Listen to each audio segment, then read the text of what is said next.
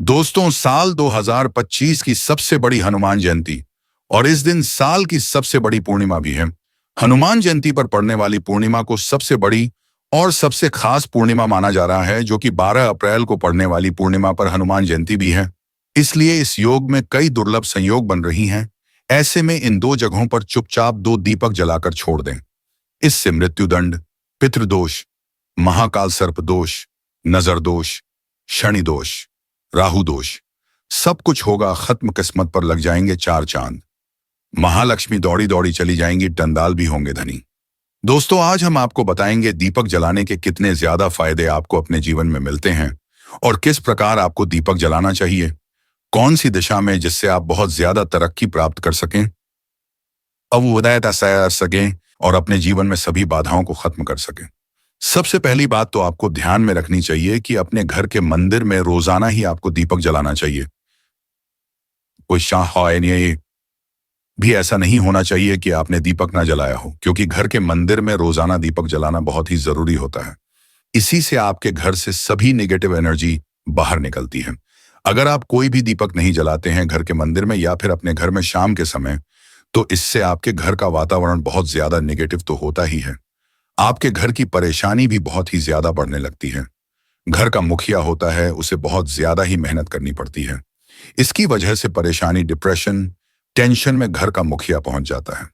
शाम का समय हिंदू धर्म में बहुत ही ज्यादा महत्वपूर्ण माना जाता है और जो लोग शाम के समय कभी भी घी का दीपक या फिर तेल का दीपक अपने घर में नहीं जलाते हैं, तो उनके घर में हमेशा ही मुसीबत बनी रहती है। यानी कि एक मुसीबत से निकलते हैं तो दूसरी मुसीबत में उससे पहले ही फंस जाते हैं और हमेशा ही धन की समस्याएं, परेशानियां बढ़ती रहती हैं। उनके जो बच्चे होते हैं वह भी उनके खिलाफ होने लगते हैं, उनका कहना बिल्कुल भी नहीं मानते हैं। इसी तरह से घर का पूरा माहौल ही दुखपूर्ण होने लगता है। काफी लोग इन चीजों को मानते भी हैं, लेकिन जानते हुए भी उपाय नहीं कर पाते हैं और भूल जाते हैं। उन्हें इन चीजों से होने वाले नुकसान के बारे में पता नहीं होता है। इसीलिए रोजा आपको एक घी का दीपक या फिर तेल का दीपक जलाना बहुत ही जरूरी होता है। अगर आप नहीं जला सकते हैं तो कोई और व्यक्ति भी आपके घर में दीपक जला सकता है, लेकिन रोजाना दीपक जलाना बहुत ही जरूरी होता है। इसी से आपकी सभी नेगेटिव एनर्जी आपके घर से हमेशा बाहर रहती है। दोस्तों, शाम का समय ऐसा होता है जिस समय नकारात्मक ऊर्जाएं बहुत ही ज्यादा प्रबल होती हैं और आपके घर में प्रवेश कर जाती हैं। ऐसे में अगर आप घर में या घर के मंदिर में दीपक नहीं जलाते हैं तो नेगेटिव एनर्जी आपको बहुत ही ज्यादा परेशान करती है। आपके सभी काम बिगड़ने लगती है। जिस समय सूरज डूब जाता है उसी समय यह नेगेटिव एनर्जी बहुत ही ज्यादा प्रबल हो जाती है। उसी समय आपको मुंह हाथ पैर धोकर दीपक जलाना चाहिए। अगर आप खुद नहीं कर सकते हैं तो कोई और व्यक्ति भी आपके लिए ऐसा कर सकता है। दोस्तों, अब जिस घर में बहुत सारे लोग बीमार रहते हैं या फिर बीमारी कभी भी ठीक नहीं होती है, तो यह भी एक संकेत होता है कि आपके घर में बहुत ही ज्यादा नकारात्मक ऊर्जाएं हैं, जो परेशानियों को, बीमारियों को, मुसीबतों को बहुत ही ज्यादा बढ़ा रही हैं। इन सभी चीजों को खत्म करने के लिए आपको अपने घर में जब सूरज ढल जाता है तो उस समय घी का दीपक या फिर सरसों के तेल का या फिर तिल के तेल का दीपक भी पूर्व दिशा में आप जला सकते हैं। लेकिन रोजाना इन चीजों को करना बहुत ही जरूरी है, तभी आपको इसके लाभ मिल पाती है। अगर आपके घर में धन से जुड़ी समस्याएं, नौकरी व्यवसाय से जुड़ी हुई कोई भी समस्याएं हैं, अगर ऐसी से समस्याएं बहुत ही ज्यादा होती हैं, तो आपको अपने घर के उत्तर दिशा में रोजाना ही घी का दीपक जलाना चाहिए। इसे एक भी दिन आप मिस न करें। अगर आप रोजाना उत्तर दिशा में घी का दीपक जलाते हैं तो इससे आपकी धन से जुड़ी हुई समस्याएं खत्म हो जाती हैं। जिन लोगों को नौकरी नहीं मिलती है तो उनको भी नौकरी मिलने लग जाती है, और अगर वही व्यक्ति जिसको परेशानी है और वहीं अगर रोज दीपक जलाता है तो इससे मिलने वाले फायदे और भी ज्यादा हो जाती हैं। शाम के समय घी का दीपक या फिर तेल का दीपक जलाना बहुत ही जरूरी होता है। आप कभी भी इन चीजों को नजरअंदाज न किया। अरे, क्योंकि इन्हीं से आपके जीवन में परेशानियां बढ़ जाती हैं और आपको मुसीबतों का सामना करना पड़ सकता है।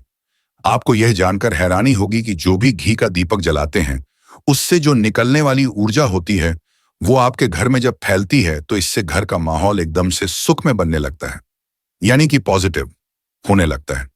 घर के सभी लोग शांति से रहने लगते हैं। इसी प्रकार से जो तेल का दीपक होता है, यह भी जब जलता है तो इससे आपके आसपास जितनी भी नकारात्मक ऊर्जाएं हैं वो खत्म हो जाती हैं, क्योंकि इन दीपकों से निकलने वाली जो ऊर्जा होती है, दुआ होता है, वह नेगेटिव एनर्जी को बाहर निकालता है और आपके आसपास की एनर्जी को पॉजिटिव बनाता है। तो ये बहुत ही जरूरी चीजें हैं। शाम के समय कभी भी आप इन चीजों को कभी मिस ना किया करें, तभी आप अपने जीवन में सफलता पा सकते हैं और आपकी जितनी भी मनोकामनाएं भी पूरी होती हैं। दोस्तों, हम अपने घर के पूजा घर में पूजा को पाठ करते हैं और मूर्ति आदि रखते हैं। दोस्त, मूर्ति का क्या महत्व होता है, आज हम आपको इस वीडियो के माध्यम से बताने वाले हैं। जिस घर की पूजा घर में एक साथ यह दो मूर्ति होती है, वहां पर बनता है राजयोग और दुनिया आपके कदमों में आ जाती है।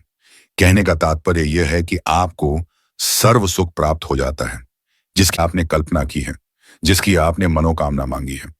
दोस्तों, घर के पूजा घर में हम पूजा करते हैं, पूजा पाठ करते हैं और पूजा पाठ के माध्यम से कुछ चीजें देखने और मनाने आदि का प्रयत्न करते हैं, ताकि हमें उस पूजा का फल प्राप्त हो जाए।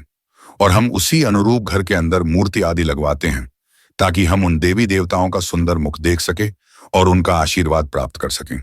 लेकिन दोस्तों, अगर हम अपने घर के पूजा घर में इन मूर्तियों के साथ अन्य मूर्तियां भी रखते हैं, तो निश्चित तौर पर हमारी किस्मत बदल जाता है और देखते ही देखते हमारे जीवन के अंदर की सारी कंगाली समाप्त होने लगती है।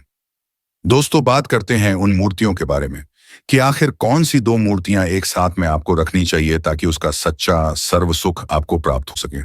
और सबसे पहले अगर हम किसी मूर्ति की बात करें तो दोस्तों, अगर आप श्री कृष्ण के भक्त हैं और बाल गोपाल की मूर्ति रखते हैं, तब आपको भगवान श्री कृष्ण के साथ माता रानी राधा जी की मूर्ति भी आपको जरूर रखनी चाहिए दोस्तों, या भगवान कृष्ण की अगर आपके घर में तस्वीर है तो उसके साथ राधा जी की भी तस्वीर संयुक्त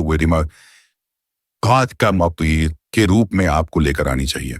दोस्तों, यह प्रेम और एकता की एक ऐसी अनोखी मिसाल है कि जिस घर में इन दोनों की तस्वीरें होती हैं तो समझ लीजिए उस घर के अंदर किसी भी प्रकार का गृह क्लेश नहीं होता है। दोस्तों, पति पत्नी और परिवारजनों के बीच परस्पर प्रेम रहता है और घर में धन धान्य में अपने आप ही वृद्धि होती है।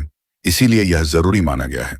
अगर आप भी इन मूर्तियों को रखते हैं तो निश्चित तौर पर आपके जीवन में अपने आप ही फायदा प्राप्त हो जाएगा। दोस्तों, कई लोग अपने घर में माता लक्ष्मी की पूजा करते हैं तो सोचते हैं कि भगवान विष्णु की भी पूजा करें या न करें, या फिर उनकी मूर्ति साथ में रखें या न रखें।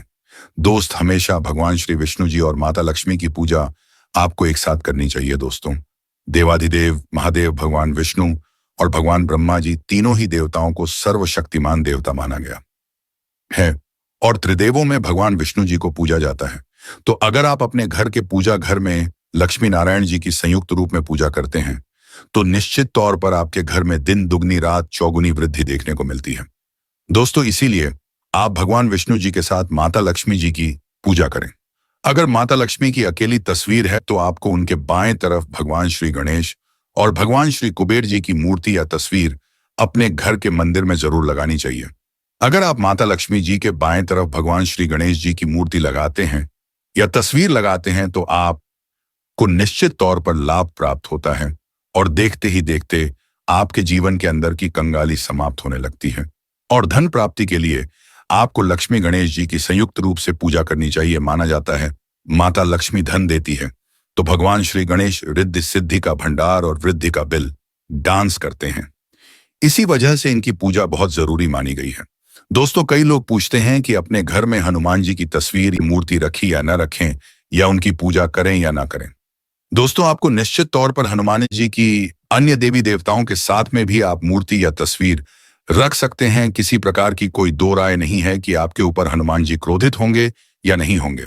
दोस्तों, इसके अलावा आप प्रभु श्री राम की तस्वीर भी अपने घर के पूजा घर में रखते हैं तो आप हनुमान जी की तस्वीर रखें या न रखें, हनुमान जी के निर्मित किसी भी प्रकार की पूजा पाठ करना हो तो आप प्रभु श्री राम से कहीं। दोस्तों, भगवान श्री राम के प्रिय भक्त हनुमान जी हैं और निश्चित तौर पर आपको उतना ही आशीर्वाद प्राप्त होता है जितना कि आपको हनुमान जी की मूर्ति या तस्वीर का पूजन करने से होता है।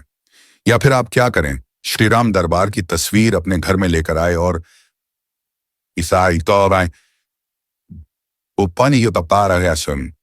राम दरबार की तस्वीर का पूजन करें, या उनकी मूर्ति या उनके किसी प्रकार की कोई चीज आपके पास है तो आप उनका पूजन करें। इसमें सारे देवी देवताओं को आपको आशीर्वाद प्राप्त हो जाता है। हनुमान जी से लेकर माता सीता, भगवान श्री राम और अन्य देवी देवताओं का भी आशीर्वाद आपको प्राप्त हो। आता है तो निश्चित तौर पर अपने घर के पूजा घर में एक साथ आप यह तस्वीर रख सकते हैं। आपके जीवन में राजयोग की प्राप्ति हो जाती है। दोस्तों, इसी तरह अगर आप अपने घर के पूजा घर में या किसी अन्य स्थान पर अगर कोई तस्वीर रखना चाहते हैं और उसे लगाकर अपने घर में लाभ प्राप्त करना चाहते हैं, तो अपने घर में या पूजा घर में आपको निश्चित तौर पर त्रिदेवों की तस्वीरें या मूर्ति एक ही स्थान पर लाकर जरूर रखनी चाहिए। विष्णु और महेश, इन तीनों की संयुक्त रूप से इनकी एक साथ तस्वीर अपने घर के मंदिर में या वापसियम अपने घर में कहीं भी लाकर रख देनी चाहिए। माना जाता है कि इन तीनों देवताओं के एक साथ दर्शन करने मात्र से हमारे बड़े से बड़े बिकने और बड़े से बड़े कष्ट ऐसे ही समाप्त हो जाते हैं। इसी जैसे इन तीनों की एक साथ में तस्वीर या मूर्ति लाकर आपको पूजा जरूर करनी चाहिए। दोस्तों, अब बात करते हैं कि कुछ ऐसी तस्वीरें होती हैं या ऐसी मूर्तियां होती हैं जिनको आपको अपने घर के पूजा घर में स्थान ही नहीं देना चाहिए। अगर आपने इन तस्वीर या मूर्ति को अपने घर के पूजा घर में स्थान दें क्या है तो समझ लीजिए कि आपको कंगाली का सामना करना पड़ेगा या फिर देवी देवताओं के क्रोध का सामना करना पड़ेगा। दोस्तों, और एक बात बता दें कि मंदिर में कभी भी विषम संख्या में गणेश जी की मूर्तियां न रखें। जैसे कि 3 या 5 ऐसे रखना अशुभ माना जाता है। 2 मूर्तियों को एक साथ रखना शुभ माना गया है। अगर आप सिर्फ गणेश जी की मूर्ति रखते हैं तो इसके अलावा किसी भी प्रकार की मूर्ति आपको नहीं रखनी चाहिए। दोस्तों, इन्हें स्थापित करते वक्त ध्यान दें कि गणेश जी का चेहरा हमेशा घर के मुख्य दरवाजे की तरफ होना चाहिए ताकि आपको अच्छे और सच्चे धन लाभ की प्राप्ति हो। और इस बात का ध्यान रखें कि घर में अंगूठे से बड़े आकार का शिवलिंग आपको भूलकर भी नहीं रखना चाहिए। हमेशा एक छोटा सा शिवलिंग रखें और इससे ज्यादा शिवलिंग आपको नहीं रखना चाहिए। दोस्तों, वैसे तो आपको अपने घर में शिवलिंग रखना ही नहीं चाहिए। उसके बाद भी अगर आप रखते हैं तो अंगूठे के आकार से बड़ा शिवलिंग आपको नहीं रखना चाहिए। आप छोटा शिवलिंग रख दी। और ध्यान रखें कि एक से ज्यादा शिवलिंग आपको भूलकर भी नहीं रखनी है। घर में अगर आप शिवलिंग रखते हैं तो शिवलिंग के ऊपर आपको तुलसी भूलकर भी अर्पित नहीं करना चाहिए। अगर आपने शिवलिंग रख लिया है और उस पर तुलसी अर्पण कर दी है तो देवी देवताओं के क्रोध का आप खुशी को सामना करना पड़ेगा। दोस्तों, मंदिर में हमेशा अगर आप हनुमान जी की तस्वीर रखना चाहते हैं, आप हनुमान जी के अनन्य भक्त हैं, तो बैठे हुए हनुमान जी की मूर्ति ही रखी। बजरंग बली रुद्र भगवान शिव के अवतार हैं, इसीलिए उनके भी शिवलिंग की तरह ही मूर्ति रखी। साथ ही जो पति पत्नी होते, वैवाहिक जीवन आपने स्टार्ट किया है तो हनुमान जी की मूर्ति या तस्वीर अपने कमरे में, अपने बेडरूम में आपको भूलकर भी नहीं रखनी चाहिए। अन्यथा आपको आपके जीवन में कई प्रकार के दोषों का सामना करना पड़ता है। दोस्तों, हनुमान जी ब्रह्मचारी है तो इस बात का आपको ध्यान रखना चाहिए। दोस्तों, रहा राधा कृष्ण की मूर्तियां, अगर आप जैसे अपने शयन कक्ष में सोते हैं और वह आपके बेड के सामने की तरफ रखी है कि जैसे कि आप सुबह उठे और आपको उठते ही पहले उनके दर्शन हो जाएं, तो समझ लीजिए कि आपका जीवन मालामाल होने वाला है। किसी भी प्रकार का कोई दुख, धन की चिंता आपके जीवन में नहीं रहेगी। दोस्तों, इसी तरह अगर माता दुर्गा की तस्वीर आप अपने घर में लेकर आना चाहते हैं और चाहते हैं कि माता दुर्गा की तस्वीर के माध्यम से आप अपने जीवन में समृद्धि देखें, तो दोस्तों भूलकर भी आपको माता दुर्गा की क्रोधित अवस्था की तस्वीर, जैसे कि महाकाली की तस्वीर या फिर महिषासुर का वध करते हुए या क्रोधित अवस्था में माता लक्ष्मी की, माता दुर्गा की तस्वीर लाकर आपको उनकी पूजा नहीं करनी चाहिए। दोस्तों, हमेशा शांत और सुंदर मुख वाली तस्वीर ही अपने घर के अंदर लाकर पूजा करनी चाहिए। बहुत ही शुभ और मंगलकारी माना जाता है। दोस्तों, इस बात का ध्यान रखें कि अगर आप अपने में मूर्तियां रखते हैं तो आपको इनको भूलकर भी टूटे हुए चावल नहीं चलाना चाहिए। बेहतर होगा कि आप हल्दी में चावल को पीला करके ही वह चावल चढ़ाएं, लेकिन टूटे हुए चावल आपको भूलकर भी माता लक्ष्मी को या अपने घर में देवी देवता को नहीं चढ़ाना चाहिए। दोस्तों, इसी तरह इस बात का भी ध्यान रखें कि अपने घर के मृत्यु परिजनों या पूर्वजों को मंदिर में स्थापित न करें। ऐसा करना अशुभ माना जाता है और अगर आप ऐसा लगातार कर रहे हैं तो निश्चित तौर पर आपके परिवार के ऊपर दोष लग सकता है और पितरों का भी दोष लग सकता है। पितरों की पूजा एक अलग स्थान पर की जाती है, घर के मंदिर में उनको स्थापित नहीं किया जाता है। दोस्तों, इसी तरह भगवान भैरव की तस्वीर या भगवान शनिदेव की, राहु केतु के इस प्रकार की तस्वीरें अपने घर में ही नहीं लेनी चाहिए। प्रतीकात्मक रूप से आप घर के पानी रखने के स्थान पर उनकी पूजा कर सकते हैं, क्योंकि इनकी साधना तंत्र मंत्र और विशेष महत्व द्वारा की जाती है। घर के अंदर आप ऐसे ही इनकी पूजा पाठ आप नहीं कर सकते हैं। इनकी पूजा पाठ में अगर किसी प्रकार की कमी रह जाती है तो उनको बहुत ज्यादा क्रोध आ जाता है। इनके क्रोध का आपको सामना करना पड़ता है। इसी वजह से आपको इस प्रकार की तस्वीरें या मूर्तियां अपने घर के अंदर नहीं रखना चाहिए।